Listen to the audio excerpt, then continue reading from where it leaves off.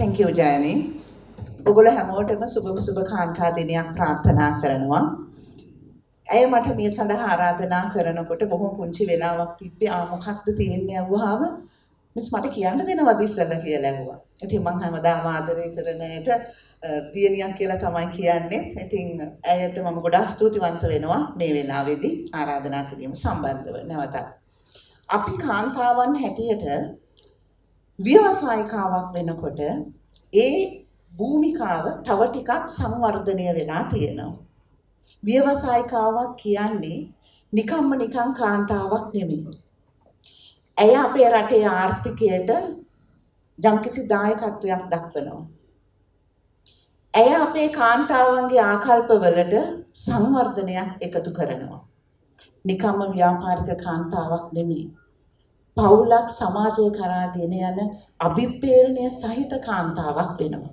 ඒ නිසා මම කියනවා ලංකාවේ ඉන්න සියලුම කාන්තාවන් ව්‍යවසායකයන් විය යුතුයි.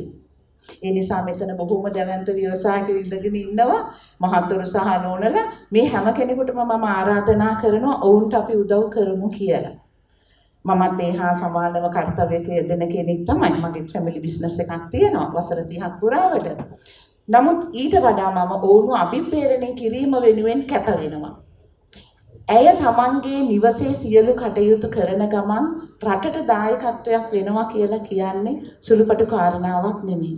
ගීතයකුත් තියෙනවා වැඩ ඇරී නැවතත් වැඩට යන අය කාන්තාව තමයි කියලා.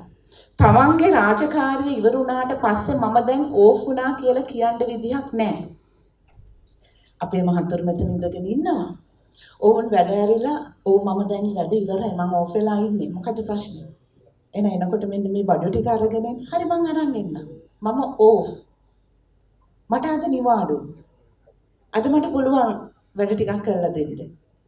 ඒගොල්ලන්ගේ කටින් එහෙම කිව්වට අම්මා කෙනෙකුට, දියණියකට, බිරිඳකට එහෙම කියන්න පුළුවන් කමක් නැහැ.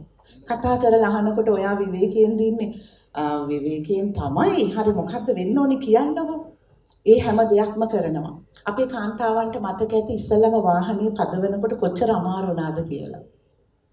මගදිගට බැනුම් අහන්නත් ඇති.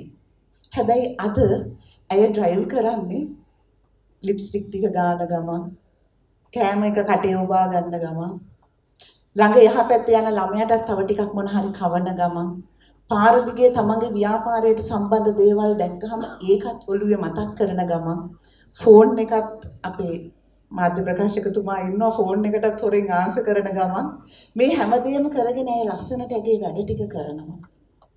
ඒ නිසා හදවතින්ම අපේ මහත්තුරු ඇයට ගරු කරන්න ඕනේ. ඇයට ආදරය කරන්න ඕනේ. නිවසට එකට ආවහම ඇය සාරිය ගලවලා යට සායට උඩින් බ්ලවුස් එකක් දාගෙන කුස්සියට යනකොට සැමියා යන්නේ වොෂ්රූම් එකට ගිහිල්ලා වොෂ් එකක් දාගෙන ඇවිල්ලා ෆෝන් එක හරි ටීවී එකේ රිමෝට් එක හරි අතට ගන්නවා. අන්නේ මහත්තයා එහෙම විවේකය ගන්නකොට කවුන්සලින් වලදී අපි මෙන්න මෙහෙම දෙයක් කියනවා. ඔය සොරටනෝන් ලබා ගන්න තමයි පොඩ්ඩක් විවේකය ගන්න. ඉතින් ඒ නිසා ඒගොල්ලන් පොඩ්ඩක් සතුටු වෙනවා. ඒගොල්ලන් නිදහසේ ඉන්න දෙන්න ඕනි පොඩ්ඩක් කියලා. අපි ගෝක කොච්චර කිව්වත් කුසියේ ඉන්න කාන්තාවගේ ඇහැට කඳුලක් එනවා මට ටිකක් උදව් කරා නම් මොකද ඒ කඳුළු වලින් ඇය ලස්සනට මල් පැල හිටවනවා ඒ මල් පැලවල මල් දළු දාලා පළ නෙලල ඉවරුණාට පස්සේ ගෙදර ලස්සන කරන්නේ ඇගේ වදන් වලින් තරහ ගන්නෙ නැහැ ඒ හැම වෙලාවකම ඔහුට තේක අරන් ගිහිල්ලා දීලා එනකොට අඩුම ගානේ අත අල්ලලා මැනිකි පොඩ්ඩක් තේ උගුරකුත් බීලා යන්නකෝ කිව්වනම් කොච්චර ලස්සනද ඒ නිසා දවස අවසානයේ ඇයට ඕනේ වෙන්නේ ඇය ප්‍රාර්ථනා කරන උණුසුම. ඇයට ඕනේ වෙන්නේ මහන්සිය නිවෙන ලස්සන වදන් පෙළක්. මේක දෙන්න අපේ මහතුරුන්ට අමාරු නෑ. උපදේශනයේ දෙන කෙනෙක් හැටියට කවුන්සලර් කෙනෙක් හැටියට මගේ තව කොටසක් ඒක මේ ෆැමිලි කවුන්සලින් සහ සෙක්ස් තෙරපි වල සෑහෙන කොටසක් මම මේ සමාජය වෙනුවෙන් නිහඬව වැඩ කරන කෙනෙක්. මේ අපි ඉස්සරහට ඇවිල්ලා කතා කරන්නේ අනේ මිස් මගේ මහත්තයාට කියන්න කෑම කාලේ වුණාම කෑම හරි රසයි කියන්න කියලා. මම මහත්තයාව ගෙන්නනවා. ගෙනල්ලා අහනවා කෑම කාලා කොහොමද නෝනාගේ කෑම යනවා? හරිම රසයි. ඔයා කියනවද? කියන්න ඕනේ නෑ මිස් මං සම්පූර්ණයෙන් කැම්පින් ගන්න ඉවර කරලා පෙන්නනවත් එක්ක. මම සමහර වෙලාවට ඇඟිලිත් ලෙව කනවා. මං එන්නේ මහත්තයාට පුළුවන්ද? අනේ වගේ කෑම හරි රසයි කියන්නේ කියලා. මට පුළුවන්. ඔයා දන්නවද? සල්ලි ගෙවලා මට අපොයින්ට්මන්ට් එක දාගෙන ආවි ඔන්නෝක මන් ලව්ව ඔයාට කියවන්න කියලා. එයාට හරියට දුක හිතුණා.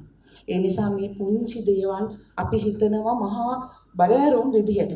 අපි කියන්නේ කාන්තාව. ඇයට ඕනේ ආදරය විතරයි. ආදරය ඕනේ කාගෙන්ද? තමන් ගොඩාක් ළඟින් ඇසුරු කරන, තමන් එකම ප්‍රාර්ථනාව වෙන ඒ සැමියාගෙන්. ඒ පෙම්වතාගෙන්. ඒ නිසා අපි මේක දෙන්න මැලි වෙන්න නරකයි. මොකද මේ වදන් ටික ඇති අයව ශක්තිමත් කරලා දවස පුරාම වැඩ ගොඩක් කරන්න. මම මේ රහසක් කිව්වේ අපේ මහත්වරුන්ට. ඒ නිසා ඒ කනට දෙන වදන් ටික, ඒ සිරුරට දෙන උණුසුම ඇති අයගේ ජීවිතේ බොහොම වර්ණවත් කරන්න. වෙන කිසි දෙයක් ඉල්ලන්නේ නැහැ. මැෂින් එක හොඳට වැඩ කරනවා. වැඩ ගාලා හැම වැඩක්ම කරනවා. ඒ නිසා රාත්‍රියේදී කෙස්වැලි අපේ මුව තුල රඳවගෙන අපි ගොඩාක් සතුටු වෙනවා. උදේ කෑම පිඟානේ ඒ කෙස් රොද දැක්කහම කෑම පිඟාන පොළේ ගහලා කුණු හරපෙන් බැනලා ගෙදරින් එළියට යන සැමියෙක් වෙන්න එපා. ඒ නිසා නිදිහානේ ආදරේ විඳිනවා වගේම ඇට හැම වෙලාවකම ඒ ආදරය දෙන්න පුරුදු වෙනවා නම් මම මේ සමස්ත සමාජය ඇතුලේ ඉන්න මහතුරු හැමෝගෙම ඉල්ලනවා. අපිට වැඩ අඩු වෙනවා තමයි. ඒකට සතුටු වෙනවා. මොකද හේතුව ඇය සුවපත් වෙන තරමට ඇය නිරෝගී වෙන තරමට අපේ සමාජය තුළ ඉතා හොඳ පුතු හැදෙනවා. අපේ සමාජය තුළ ඉතාමත් හොඳ පුතෙක් හැදුනොත් අපේ දුවලට දියණිවරුන්ට ඉතාමත් හොඳින් සමාජයේ තව තවත් බැබලෙන්න පුළුවන් වෙනවා. එහෙම බැබලෙන දුවෙකුට පුළුවන් වෙනවා හොඳ අම්මා කෙනෙක් වෙන්න. අපිට හොඳ අම්මලා අඩුයි. අපිට හොඳ තාත්තලා අඩුයි. මොකද අම්මා කෙනෙකුට පුළුවන් දුවෙකුව ඉතාමත් හොඳින් නිරෝගීව හදන්න. තාත්තා කෙනෙකුට පුළුවන් දුවෙක්ව ඉතාමත් හොඳින් සමාජගත කරන්න. ඒ නිසා ඇය ව්‍යවසායිකාවක් වෙන්න මේ අපේ ලස්සනට ඉඳගෙන ඉන්නේ. ඇයට ඒ ශක්තිය ආවේ පවුල හරහා කියලා කිව්වා. එහෙනම් පවුලට පුළුවන් වෙන්න ඕනේ දුවෙක්ට ඒ ශක්තිය වෙන්න. එහෙනම් ඒ දුව සමාජගත වුණාට පස්සේ පුතාලට පුළුවන් වෙන්න ඕනේ අයව ආරක්ෂා කරන්න. මාධ්‍ය ප්‍රකාශකතුමනි මම පොලිස් අභ්‍යාස ආයතනයේ ලෙක්චරර් කෙනෙක්. මම මේ ලෙක්චරින් වලට යනවා. මම අහනවා ඒගොල්ලන්ගෙන් ඔබතුමන්ලට පුළුවන්ද රෑ 10ට දුවට තනියම ගෙදර එන්න කියලා. මට දුවලා 3යි පුතයි. පුතා එළියට යනකොට දුවලා අහනවා දැන් එයා ගියාට කමක් නැද්ද රෑ 8ට 9ට? අපි යන්න අපිට බෑනේ යන්න. මම කිසිම ප්‍රශ්නයක් නෑ යන්න. හැබැයි මතක තියාගන්න මේක ලංකාව. ලංකාවේ කැබ්රිය දුරු සහ ඒ ටැක්සි දුරු ගැන මට ඒ තරම් හොඳ විශ්වාසයක් නෑ. සමාවෙන්න එහෙම කියනවට නරක අත්දැකීම් තියෙන නිසා අපිට කවුන්සලින් වලට එන නිසා ඔයාට පුළුවන් නම් කිසිම ප්‍රශ්නයක් නෑ. ඔයා නිදහසේ ඇඳුම් ඇඳන් ගිහිල්ලා ඔයා ආස විදිහට ෆැෂන් කරන්න ගිහිල්ලා ඔයාට රෑ ෆන්ක්ෂන් එකකට ඉඳලා කිසි කරදරයක් නෑ. අම්මා මම මේ වෙලාවට එනවා මට හොඳට නිදා ගන්න පුළුවන්. ඔයාට ගෙදර එන්න පුළුවන් නම් පුතේ මට කිසි ප්‍රශ්නයක් නෑ යන්න.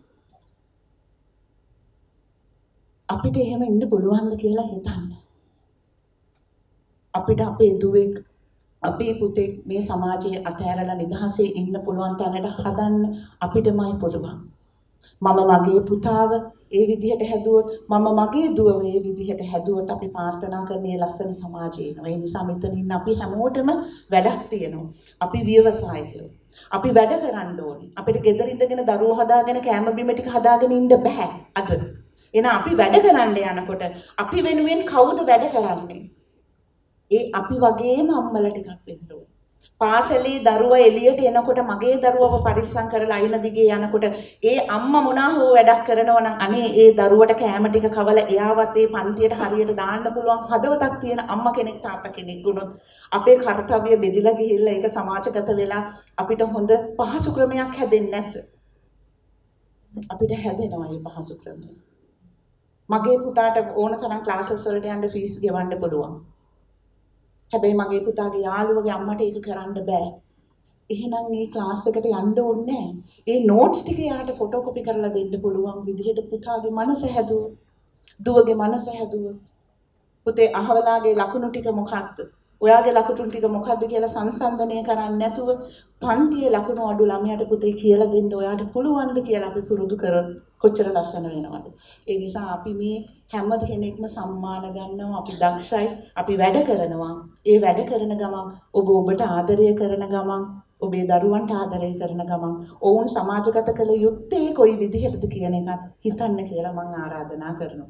ඉතින් අද දවසේ ඔයගොල්ලෝ හැමෝටම සුබ පතනවා. හැම කෙනෙක්ම ජයග්‍රාහීකව, හැම කෙනෙක්ම ඉතාමත් හොඳ ධෛර්යවන්ත අම්මලා තාත්තලා තව ටිකක් වැඩිපුර හිතලා අපි සමාජයට යමක් කරමු. ස්තුතියි.